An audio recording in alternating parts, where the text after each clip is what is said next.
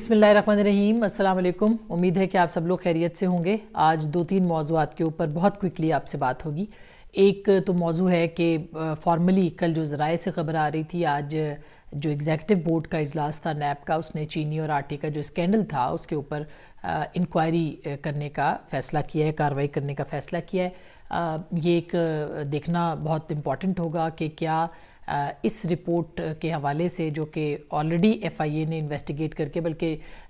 Joint मुश्तरका तहक़ीक़ाती committee थी जिसमें कि IB भी था, जिसमें कि ISIB के लोग भी थे, जिसमें FIA भी था, उन्होंने एक रिपोर्ट मुरतब की थी और उसको ज़िम्मेदारी को फ़िक्स किया था, कुछ चीज़ों को निकाला भी था। और उसमें ये था कि सबसे ज़्यादा शेयर जो है, जिसका फ़ायदा जो उठाया गया था, वो जहांगीर तरीन साहब ने और फिर खुसरो बख्तियार साहब जो कि इस वक्त भी वफाकी वज़ीर हैं, उनके भाई जो हैं उन्होंने काफ़ी फ़ायदा उठाया था। आज जो है वो काबीना का इजलास हुआ है और उसमें उन्होंने जो पेट्रोलियम के हवाले से और ख़ास करके जो IPPs हैं, जो कि जो पावर सेक्टर की कंपनियां हैं, उनके बारे में रिपोर्ट पब्लिक करने का फ़ैसला किया है। मैं ये दो बातें बहुत इम्पॉर्टेंट आपको बताना चाहती हूँ कि इस वक्त इमरान खान साहब जो हैं वो अपने पॉलिटिकल कार्ड्स बहुत ही स्मार्टली खेल रहे हैं और वो यूं कि पहले जो चीनी और आटे की रिपोर्ट लीक हो गई थी उसको उन्होंने ऑन किया, और ना सिर्फ ऑन किया बल्कि इस तरह से उसके ऊपर तमाम लोगों ने बात की कि इसके ऊपर कार्रवाई की जाएगी कि तमाम जो मुंह थे वो बंद हो गए। ये भी कहा फ़ौरन के रिशफल किया जाएगा, और फिर आपने देखा कि एक वज़ीर को उधर एक दूसरे वज़ीर को उधर लगा दिया गया, जबकि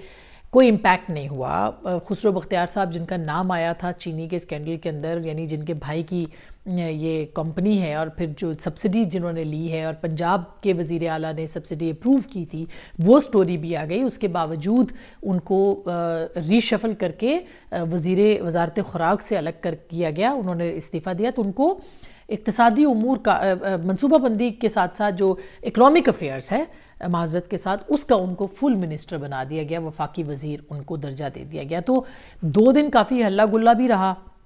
ख़बरें भी आती रहीं और किसी वज़ीर को कहीं से कोई उठाया भी नहीं गया। जहांगीर तरीन तो ऑलरेडी किसी भी सरकारी ओहदे के ऊपर नहीं थे, लिहाजा उनको भी डिसओन किया गया और इस तरह से पाकिस्तान तहरीक इंसाफ जो है उसने अपनी फेस सेविंग की। इससे पहले अगर आपको याद होगा तो अद्वियात का हुकूमत के आते ही जो है वो उस वक्त वज़ीर सेहत आमिर कियानी साहब थे, जो कि प्राइम मिनिस्टर के बहुत करीबी समझे जाते हैं, बल्कि यहाँ तक कि उनकी जितनी भी प्राइवेट काम है वो सारा उसकी निगरानी जो है वो आमिर कियानी साहब करते हैं। और वो वज़ीर सेहत थे। अद्वियात की कीमतों में इजाफा हुआ, एक स्कैंडल सामने आया जिसमें कि एक कार्टेल जो कि ये माफिया था, दवाइयाँ बेचने वाला या अद्वियात बनाने वाली कंपनियां जो थीं, उन्होंने भरपूर फ़ायदा उठाया और अरबों रुपए का जो है वो नुकसान कौमी ख़जाने को और आवाम को हुआ। आवाम की जेबों से ये पैसा निकाला गया, लेकिन आपने देखा कि वज़ीर सेहत को हटा दिया गया, उनकी जगह जो है वो ज़फ़र मिर्ज़ा साहब आए और वज़ारत सेहत का जो कलमदान था वो वज़ीर आज़म पाकिस्तान के पास ही रहा। और यूँ ये इंक्वायरी जो है नैब ने उठाई और उसके बाद अब तक हमें समझ नहीं आई कि ये कहाँ इंक्वायरी गई और क्या हुआ और इसका नतीजा जो है वो क्या निकला। ज़फ़र मिर्ज़ा साहब के ऊपर स्कैंडल भी सामने आया जब वुहान के अंदर सिचुएशन ख़राब हुई और पता चला कि उनको भी जो है वो चीज़ें भेजी गई हैं, बग़ैर इजाज़त के भेजी गई हैं चाइना को। और एक बहुत बड़ा स्कैंडल जो था ये मास्क के हवाले से और बाकी जो तिब्बी आलात थे, इसके ऊपर सुप्रीम कोर्ट ने भी उनको बुलाया, उनसे बात की, और फिर आपने देखा कि सुप्रीम कोर्ट से भी 2-3 दिन से कोई ख़बर नहीं आई। तो वाकई कोई ऐसा दम तो है हुकूमत के पास कि जिसकी वजह से स्कैंडल्स आते हैं, खुद ही हुकूमत शोर मचाती है और ख़ुद ही जो है वो मामला जो हैं वो तय हो जाते हैं। और यूँ एक हुकूमत के ऊपर एक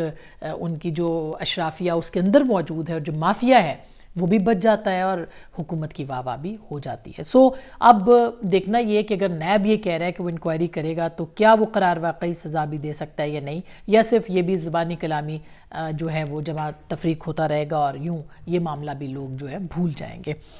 आज पावर सेक्टर की बारी आई है और उसमें भी जो 2 लोग हैं, पहले जैसे चीनी के स्कैंडल में लोग थे जो कि हुकूमती एहलकार थे, हुकूमती ओहदेदार थे, हुकूमत के अंदर मौजूद थे, इसी तरह से 2 लोगों के नाम आ रहे हैं जिनकी कंपनियों ने बहुत फ़ायदा उठाया। और वो जनाब रज़ाक दाऊद साहब जो कि वज़ीर تجارت ہیں اس وقت بھی، اور ان کے پاس بھی، ان کو بھی ریشفل کیا گیا تھا، اور ان کو پھر 5 ان کے پاس کل وزارتیں یا جو عہدے تھے وہ تھے، اور ان میں سے کم کر کے ان کو 3 جو ہے وہ کر دیے گئے تھے، 2 ختم کر دیے گئے تھے. تو یہ ان کو پتہ نہیں سزا ملی تھی یا انعام ملا تھا، لیکن بہرحال یہ ہوا ہے. اور اب جو صورتحال ہے وہ یہ ہے کہ پاور سیکٹر کے اندر بھی ان کا نام آ رہا ہے، اور صرف ان کا نام نہیں آ رہا بلکہ ندیم بابر صاحب جو کہ ایڈوائزر ہیں پرائم منسٹر کے پاور کے اندر، ان کی کمپنیوں کا نام بھی آ رہا ہے. تو اب مجھے بتائیے کہ بڑی اچھی خان صاحب بہت زبردست جو ہے وہ کارڈز اپنے پلے کر رہے ہیں، اور پولیٹیکلی اپنے کارڈز کو یوں ٹھیک کھیل رہے ہیں کہ ایک طرف انہوں نے اپوزیشن کو بالکل دیوار سے لگا دیا ہے. جناب جو شہباز شریف صاحب تھے وہ وطن واپس آئے، انہوں نے اپنی کچھ ایکٹیویٹی بھی دکھائی، اور اس کے بعد آپ نے دیکھا نیب نے ان کو بلا لیا. اب نیب جو ہے ان کو دوبارہ بلا رہی ہے، اور کل 22 تاریخ ہے، کل ان کو دوبارہ سے نیب کے پاس جانا ہے، اور اگر وہ نیب کے پاس نہیں گئے تو اطلاعات یہی ہیں کہ گرفتاریاں عید سے پہلے ہو سکتی ہیں. تو اپوزیشن کے گرد مزید گھیرا جو ہے وہ تنگ کیا جا رہا ہے. دوسری طرف جو معاملات ہیں جن لوگوں نے کے کہنے پہ شہباز شریف صاحب آئے ہوں گے، یا انہوں نے سوچا ہوگا کہ وہ پولیٹیکل ایکٹیویٹی جو ہے اس کے اندر شروع کریں گے، جو کچھ بھی تھا، جہاں بھی کنسلٹیشن تھی، بہرحال سیاسی لوگوں کی جو ہر موو ہوتی ہے وہ امپورٹنٹ ہوتی ہے، وہ اب اپنے وہ بھی دیوار کے ساتھ لگے ہوئے. اور خان صاحب جو ہیں وہ پورا اپنے جو سارے شاٹس ہیں وہ کھیل رہے ہیں اس وقت، ساری باؤنڈریوں پہ ان کی ہی جو چوکے چھکے ہیں وہ لگائے جا رہے ہیں، وہ اکیلے پلیئر ہیں جو کہ اس وقت جو ہے وہ کھیل رہے ہیں. لگتا ہے ایسے کہ میڈیا کے ساتھ بھی معاملات انہوں نے بہتر کر لیے ہیں، اور اچھی بات ہے اگر انہوں نے کیے ہیں، اس کا بھی ظاہر ہے ان کی حکومت کو کافی زیادہ فائدہ ہوگا. آج کل اب جو انٹرنیشنل سینیریو بن رہا ہے اس میں بھی عمران خان صاحب کو بہت زیادہ فائدہ ہے، لیکن کچھ نقصانات بھی ہو سکتے ہیں معاشی طور پہ. اس کو اگر وہ چیلنج کو سمجھتے ہیں اور وہ یہ سمجھتے ہیں کہ اس کو وہ ڈیل کر سکتے ہیں تو وہ پھر بہت بہتر ہوگا. لیکن جو انٹرنیشنلی امریکہ کے اندر جو تیل کی قیمتیں کریش کر گئی ہیں اور ان کی مارکیٹ ہی ساری بیٹھ گئی ہے، اور جس طرح سے وہاں پہ اتنی یعنی کوئی چونکہ گاڑیاں نہیں چل رہی، کوئی چیز نہیں چل رہی، لہٰذا تیل جو ہے وہ بڑھتا گیا اور جو طلب ہے وہ کم ہوتی چلی گئی، اور یہاں تک کہ اب اس وقت 0 کے اوپر کھڑے ہیں، اور فری میں بھی دیں تو آپ کو ساتھ میں پیسے آپ کو یعنی منفی میں جا رہا ہے کہ پیسے آپ کو جو ہے وہ دینے پڑیں گے. اس کا پاکستان کے اوپر کیا اثر پڑے گا اور کس طرح سے یہ معاملہ جو ہے وہ آگے جا سکتا ہے، یہ بہت امپورٹنٹ ہے جاننا کہ اس کے اثرات پاکستان کے جو معیشت ہے اس کے اوپر کیا پڑیں گے. اور انٹرنیشنلی کیا یہ ایک بلیک سوان ہے جو کہ کرونا کے بعد یہ دوسرا بلیک سوان ہے پے در پے جو کہ انٹرنیشنل مارکیٹ کو جو ہے جس نے ہلا دیا ہے، پاکستان کو بھی ہلا دیا ہے اس نے، لیکن جو امریکہ ہے خاص کر کے اس کے اندر اس کی اکانومی تو قدرے یعنی بالکل جسے کہنا چاہیے کہ وہ بیٹھ گئی ہے. اس حوالے سے ہم چاہ رہے ہیں کہ بات کریں، اور ہم نے کی ہے بات، اب وہ ہم آپ کو سنوائے دیتے ہیں کہ کچھ ہمارے ساتھ اس وقت جو ایس ٹی پی آئی کے سربراہ ہیں پاکستان میں جناب عابد سلیری صاحب، ڈاکٹر عابد سلیری، وہ ہمارے ساتھ موجود ہیں. ان کے ساتھ ہم اس کے اوپر مزید بات کرتے ہیں کہ وہ کیا سمجھتے ہیں کہ اس کا انٹرنیشنلی اور نیشنلی جو تیل کی قیمتیں نیچے آئی ہیں اس کا کیا اثر ہوگا. تو میں ان سے ہی پوچھے دیتی ہوں. ڈاکٹر صاحب السلام علیکم،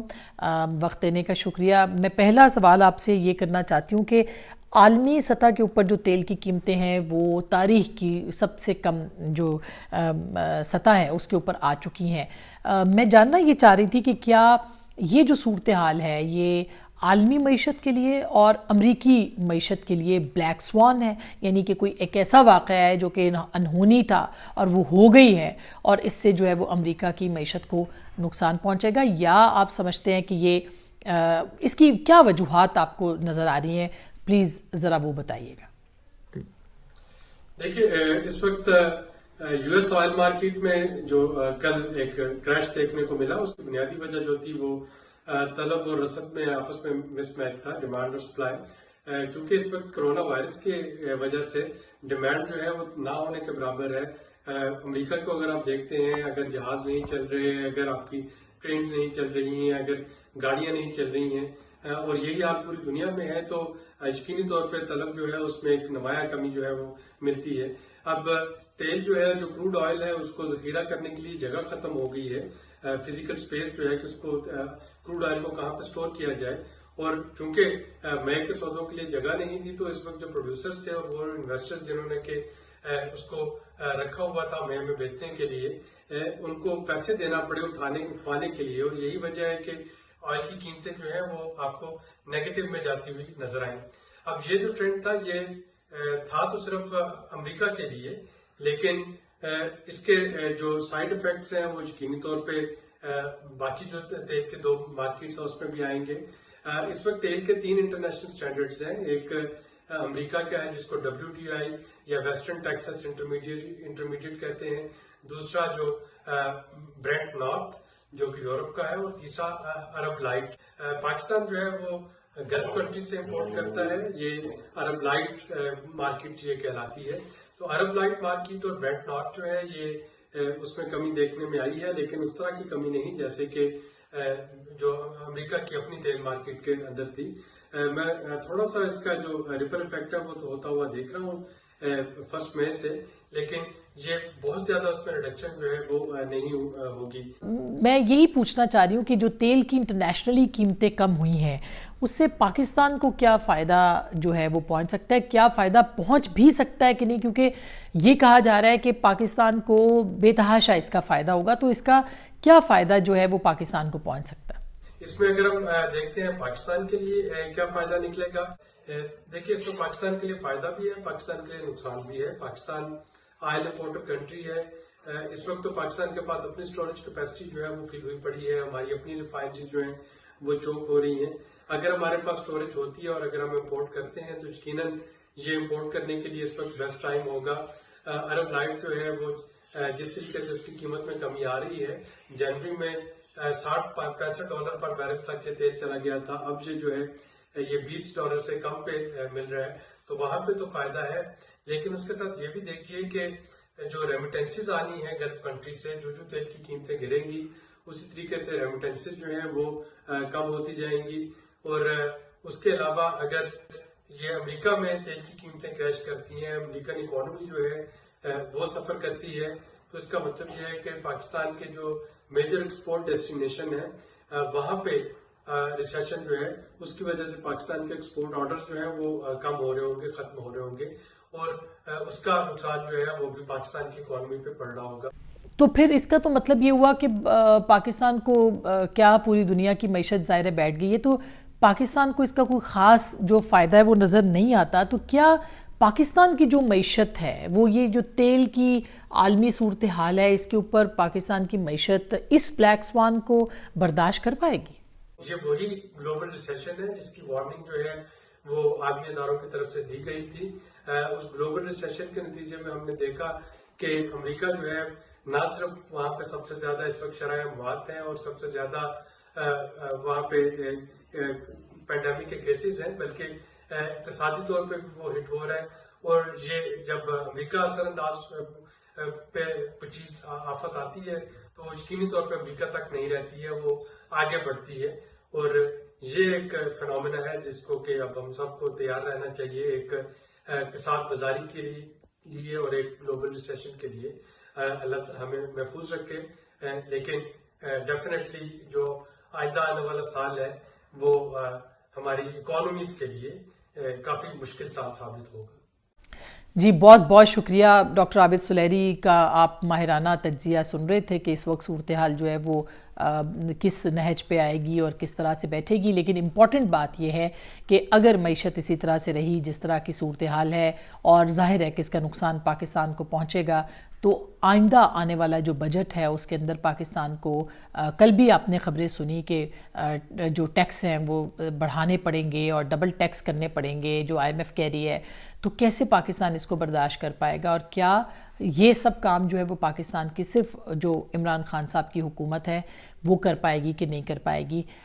ये भी हम आपके पास ज़रूर बात करेंगे कि अंदरूनी खाना बहुत सारी चीज़ें और ये कौमी जो हुकूमत है उसके ऊपर भी कुछ बात हुई थी, लेकिन वो जल्द आपके पास लेके आएंगे उसके बारे में डिटेल्स। अपना बहुत ख्याल रखिएगा और अपने जो हमारा जो चैनल है उसको सब्सक्राइब कीजिए और अपना फीडबैक भी देते रहिएगा। बहुत बहुत शुक्रिया।